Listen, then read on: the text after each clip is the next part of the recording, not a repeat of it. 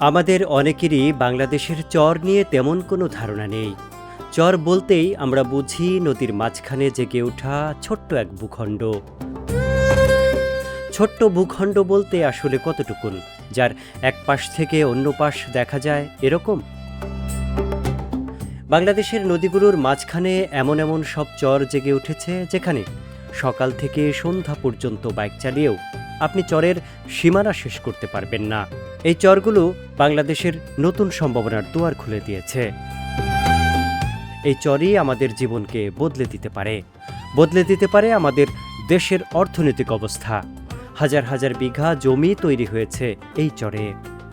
জমিগুলোকে সঠিকভাবে কাজে লাগাতে পারলেই আমরা নিজেরা যেমন স্বাবলম্বী হব, তেমনি দেশও হবে উন্নত।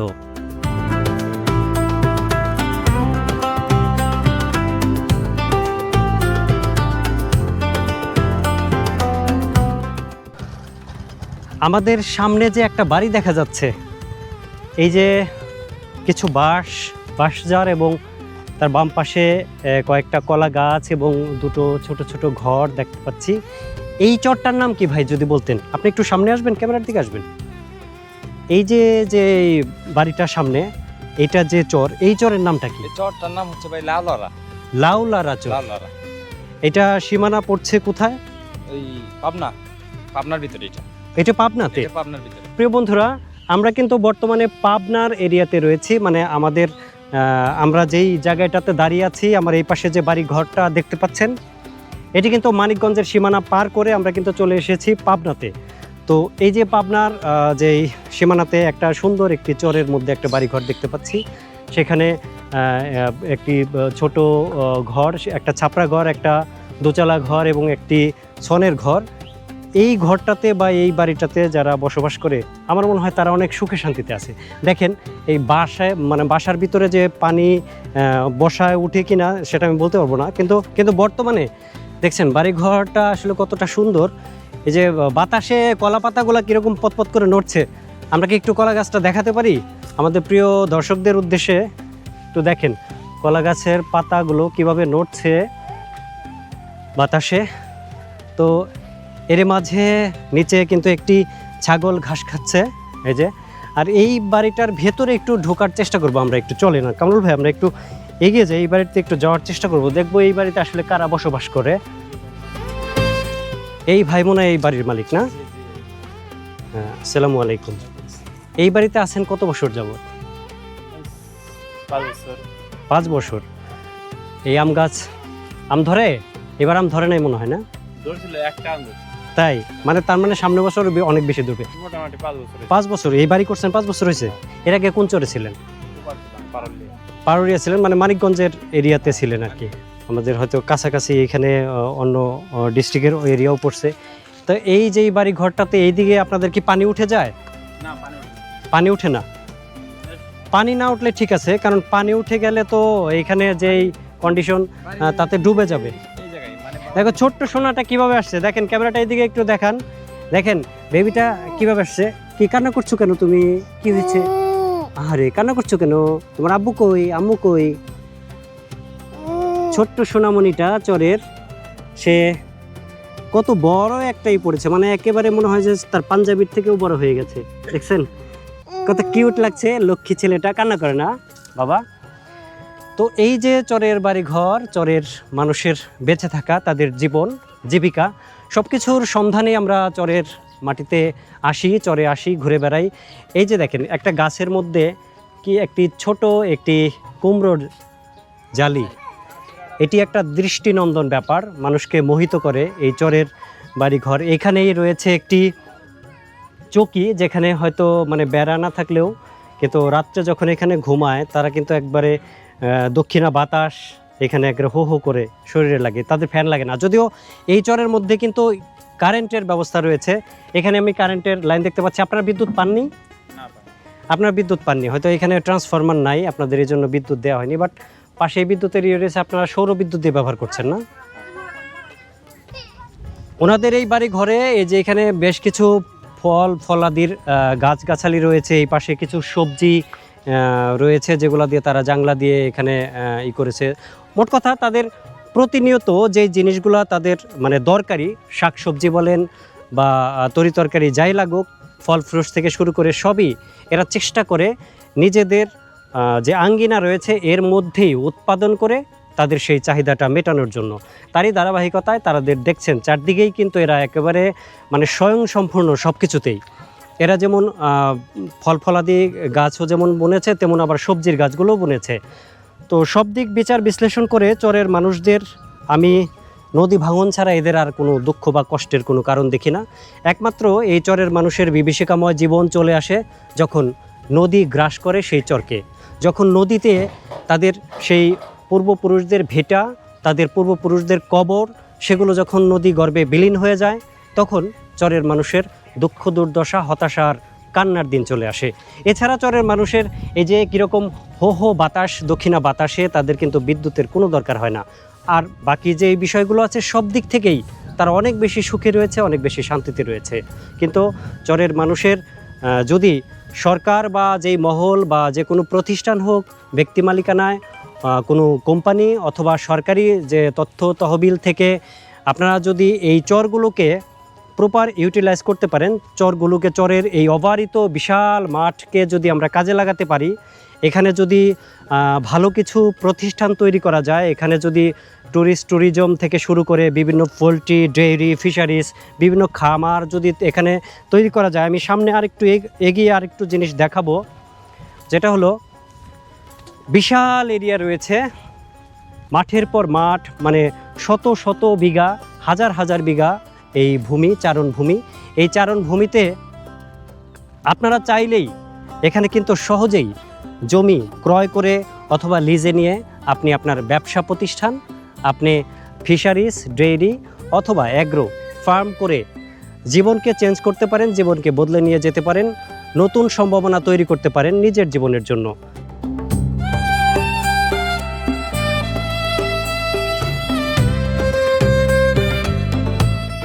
আপনার পেছনে দেখতে পাচ্ছি বিশাল অবারিত মাঠ, যেখানে সবুজ প্রান্তর জুড়ে শুধু গরু, ছাগল, হাঁস, মুরগি, ভেড়া সহ সকল গবাদি পশুর অবাধ বিচরণ। এই চরের মধ্যে আবার দেখতে পাচ্ছি সাই সাই করে মোটরসাইকেলগুলো ছুটে চলেছে তাদের গন্তব্যে। তো আপনাকে এখানে কাজ করতে দেখে আমি থেমে গেলাম। আপনাদের এই যেই এইগুলো কি এই মাঠগুলোতেই হয়েছে? হ্যাঁ হ্যাঁ, এই দিক দিয়ে হয়েছে, মানে সবই আমরা তিল বাদাম যা বুনবেন আও সবই হয়। মানে খুব ফসল খুব ভালো হয়, ফসল ভালো হয়, চৈরা মাটি তো মানে এখানে উর্বর জমি আর কি, যে জমিগুলো আছে এখানে যাই বপন করা হয় সবই ভালো হয়। তো এই মাঠগুলোতে যদি কেউ যদি লিজ নিয়ে করতে চায়, আবাদ করতে চায়, সেটা কি সম্ভব? এখানে মানে দাম যদি একটু বলতেন আপনার জানা থাকলে, যে এখানে কিরকম দামে আপনার শনকরা দেওয়া হচ্ছে? শনকরা এদিকে মনে করেন নিম্নতে 5,000 টাকা বিঘা। 5,000 টাকা বিঘা? উপরে মনে করেন 8,000 একটু মানে যেই জমিতে পানি ওঠে না, পানি ওঠে মাস করলে হয় তো। আচ্ছা, এদিকে দাম বেশি, মানে এখানে উঁচা, এই জন্য মাত্র নিচে তো মাত্র একটা আবাদ হবে তিলের আবাদ, আচ্ছা, একটু কম দাম আছে। এদিক যেগুলোতে মানে ফসল কম হয় সেগুলো একটু কমে পাওয়া যায়, যেগুলোতে ফসল বেশি হয়, 2-3টা ফসল হয়, সেগুলোর দাম বেশি। তার মানে এই যে বিশাল মাঠ দেখতেছি, এগুলোতে মানে 5,000 টাকা বিঘা হইলে এখান থেকে জমি নিতে পারবো আমরা। আমরা যদি বেশি করে জমি নিতে চাই, যেমন আমাদের যদি 100 বিঘা জমি দরকার হয়, সেটা কি সম্ভব? অভাব নাই। তার মানে এই চরে অনেক জমি রয়েছে। কিছু কিছু গৃহস্থের মনে করেন যে 10 বিঘা পড়ে গেছে, আমরা 5 বিঘা আবাদ করতেছি। আচ্ছা, আমরা 20 বিঘা আবাদ করতেছি, আমরা 2 বিঘা পড়ে গেছে, অনেক আছে, অনেক আছে এরকম। মানে চাইলে এখান থেকে মানে সহজেই নেওয়া যাবে। প্রিয় বন্ধুরা, একটা জিনিস দেখে আমার আসলে খুবই ভালো লাগলো, যে এখানে চরের বাড়ি ঘর, চরের পরিবেশ প্রতিবেশ, তো এর মধ্যে যে এরা ফসল উৎপাদন করছে, প্রচুর পরিমাণে ফসল হচ্ছে এখানে। এই যে ফসলগুলা দেখেন এখানে কত সুন্দর, এই তিলগুলো হচ্ছে, তিলের এইগুলো হচ্ছে এখানেই, মানে সবাই সেই চাষাবাদগুলো করছে। এবং উনি যে তথ্যটা দিল যে এখানে সহজে চাইলেই এখান থেকে কেউ মানে জমি নিয়ে তারা এই চাষাবাদগুলো করতে পারবে।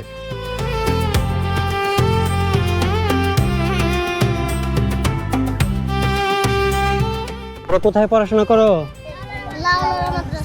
মাদ্রাসার নাম কি? লাউলারা আদর্শ। ও মাই গড, আমার তো 3 ঘন্টা লাগবে এটার নাম মুখস্থ করতে গেলে। যাক, ভালো, তোমরা ভালো করে পড়াশোনা করো। হ্যাঁ, ওকে।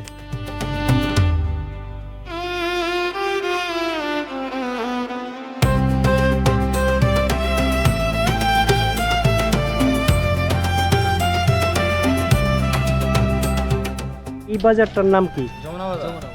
যমুনা বাজার। এটার আশেপাশে আর কোনো বাজার আছে? এটার আশেপাশে আপনার ওইদিকে আছে আলুকদিয়া বাজার, আর সেকেন্ড বাজার আর আছে। এইদিকে আছে আপনার পারুরিয়া বাজার।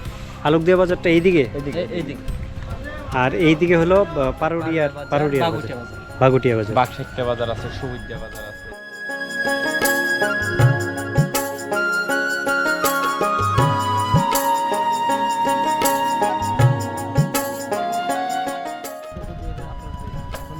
মাছ এই যে এইগুলোর মধ্যেই মাছ মারে না? হ্যাঁ, এগুলোর মধ্যে আগেকালে প্রাচীন পদ্ধতিতে আর কি মাছ মারা হয় আপনার জুতা দিয়ে, জ্যোতি জ্যোতি জ্যোতি জ্যোতি। জ্যোতি। এইখানে তো যাওয়া খুবই মুশকিল, এই যে উনি পানির মধ্যে বাইক চালিয়ে যাচ্ছে। এখানে চরের ভিতর মানুষের জীবনযাপন খুব কষ্ট এবং কি স্বাধীনতা আছে আপনার। বড় বড় চরগুলোর মাঝখানেও ছোট ছোট এরকম মোহনা রয়েছে। বর্ষাকালে যেই মোহনাগুলোতে পানি আসে এবং নৌকা দিয়ে পারাপার হতে হয়। আমরা নৌকা দিয়ে পার হয়ে দুর্বার গতিতে ছুটে চলেছি বাইকে করে চরের মাঝে। অবারিত এই চরের মাঝে গরু বিচরণ করছে, আর চরের বাচ্চাদের দুরন্তপনার যেন কোনো কমতি নেই এই বর্ষার সিজনে।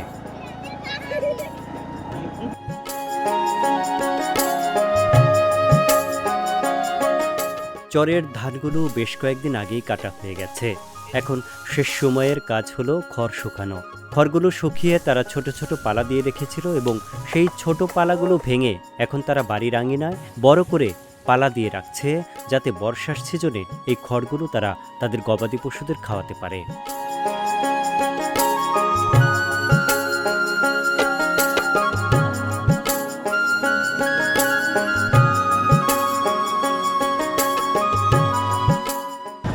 এই যে বিশাল যে মাঠ দেখা যাচ্ছে, এই জমিগুলো শন করা যায়, তাই না?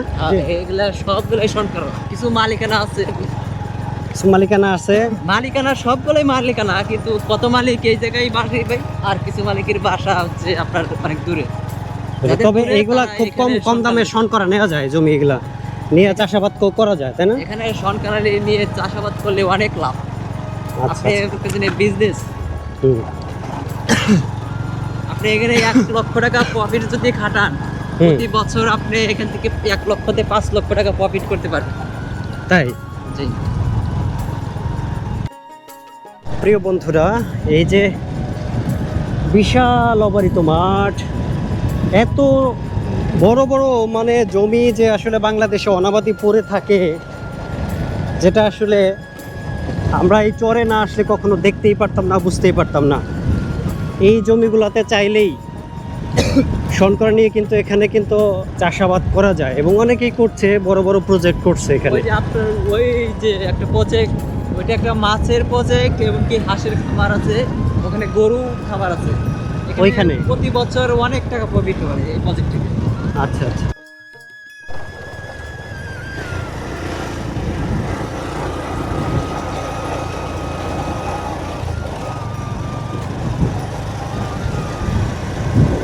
চরের মাঝে এটা একটা গোরস্থান। এই গোরস্থানে কিন্তু মানুষ মৃত্যুর পরে তাদেরকে দাফন কাফন করা হয়। বাঙালি কিন্তু না গরু খাওয়া দাওয়া শেষ করে। প্রিয় বন্ধুরা, আমি যেই জায়গাটাতে দাঁড়িয়ে আছি, আমার পিছনে দেখেন বিশাল মানে গরুর যেরকম বিশাল একটা পাল রয়েছে, ভেড়ার বড় বড় পাল রয়েছে, তার মধ্যে মানে একেবারে আমি মনে হচ্ছে যে বর্তমানে আমি নিউজিল্যান্ডে দাঁড়িয়ে আছি।